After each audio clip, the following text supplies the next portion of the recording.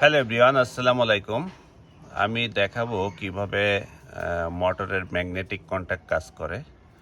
তো আপনারা দেখেন এখানে একটা ম্যাগনেটিক কন্ট্যাক্টে দুটা পার্ট থাকে, একটা হলো অক্সিলারি পার্ট আর একটা আপনার কন্ট্যাক্টিং পার্ট।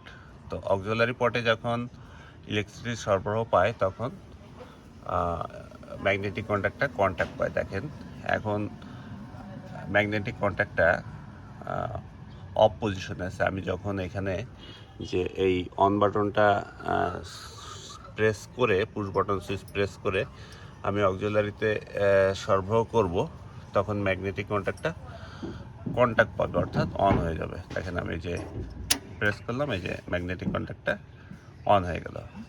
আবার আমি যে অফ সুইচ করলাম, আবার ম্যাগনেটিক কন্ট্যাক্টটা অফ হয়ে গেল।